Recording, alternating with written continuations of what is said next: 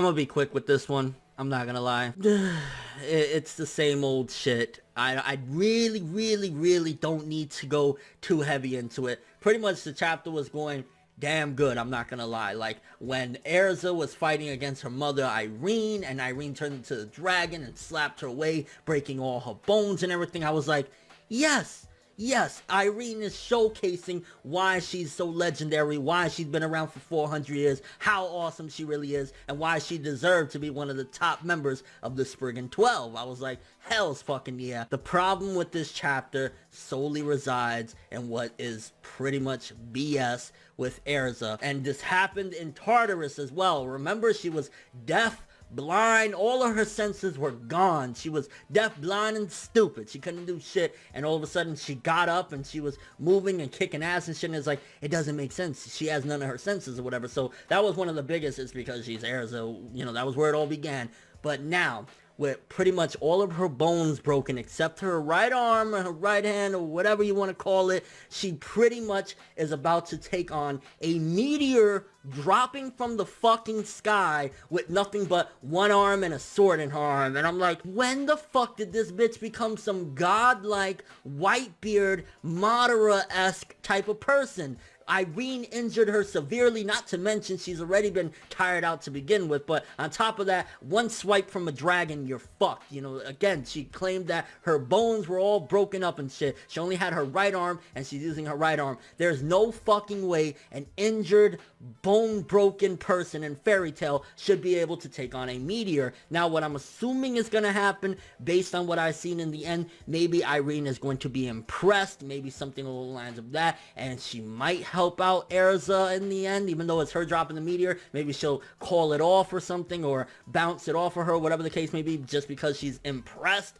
But nevertheless, it's just, yet again, Hiromashima, why do you do these things? And, you know, the frustration always comes in because, yeah, you gotta expect this with Fairy Tail, don't get it twisted. My frustration mainly comes in with the fact that Fairy Tail always has potential. It always has potential to do something great, make an awesome arc, have a cool fight, whatever the case may be, and Hiromashima always comes clutch to fuck shit up. Like in this case, it's like, why do you need to do these things to showcase, that Erza, she's a fucking plot device. That's what you're showing right there, because there's no fucking blithering hell way that Erza should be able to take on a meteor in any fashion when her fucking bones, I mean, on top of just alone, on her own, that is a feat. I would give it if she was 100% healthy, taking on the meteor.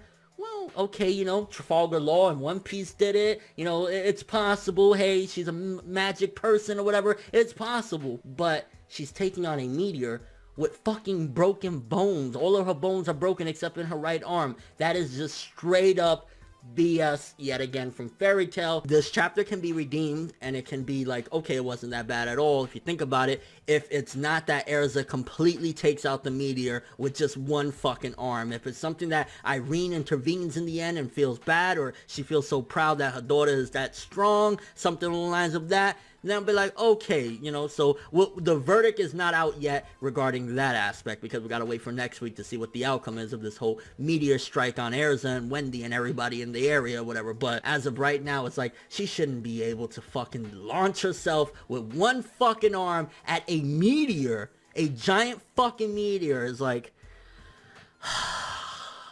why? Hiromashima, why? I'm really not upset. I'm just kind of like, there's always potential for Fairy Tail to do something awesome, and we end up getting these fucking, wow, what are you doing, Hiromashima chapters. I'm not rating this one, honestly, because I want to wait for next week to see if Erza's gonna completely, on her own, with her own merits, with one fucking arm, take out this meteor. So for right now, it's just kind of like, next week decides how insanely BS or how cool this chapter is, depending on the outcome of what happens. But it's looking like Erza's gonna take it on, and then after she finishes with the meteor, Irene is gonna say, damn, my daughter's a beast, what the fuck have I been doing, she ain't weak or whatever. So we'll wait and see. Let me know what you guys think about this chapter. Did you like it? Did you enjoy it? Up until the holy shit, I'm gonna take on a meteor with one fucking arm aspect, I thought the chapter was pretty dope. Irene and Erza going at it, the dragon form, showcasing that dragons are no joke in Fairy Tail, which, like, honestly, I don't even know after this how they're gonna be able to stop Irene. Assuming, let's just say we get rid of the meteor and Irene doesn't help out or doesn't throw herself in the way, how are they gonna stop a fucking dragon? I mean, we've seen what happened in the dragon arc, how they were getting body left and right. Only the dragon slayers really could do anything towards the dragon, so how are they gonna do anything against Irene? I can guess that Irene is either gonna try and use her magic to weaken it, or maybe throw herself in front of it entirely, killing Irene, which would kind of make sense as to how they're gonna get rid of Irene. Either that, or Irene, you know, calls off the meteor and then just flies away to be a lonely dragon piece of shit. So your thoughts on the chapter? You hated it? You loved it? What do you think about Erza with broken bones taking on a fucking meteor? And how do you feel about Irene just kind of standing there? Do you think she's gonna change at the last second and her motherly instincts of what she used to be is gonna jump in and she's gonna take the L for Erza after trying to strike her down with a meteor? And your overall thoughts of this? Again, I'm not scoring it. Next week I'll tell you what I think about this week's chapter regarding the rating or whatever, depending on what happens with this meteor. And it's like, it's all down to the outcome of this meteor, what this chapter actually means. Because aside from that, again, it was an okay chapter. The fight was cool and everything, but yeah, that's all I have for this one. Thanks for watching. Hope you enjoyed. If you liked anything I had to say or enjoyed the video, drop me a like. I'd greatly appreciate it. And if you want more from me, make sure to subscribe. Follow me on Twitter, Instagram, and stalk my Facebook to get more when the video ends. I'm ForneverWorld, and as always, people, have an awesome day.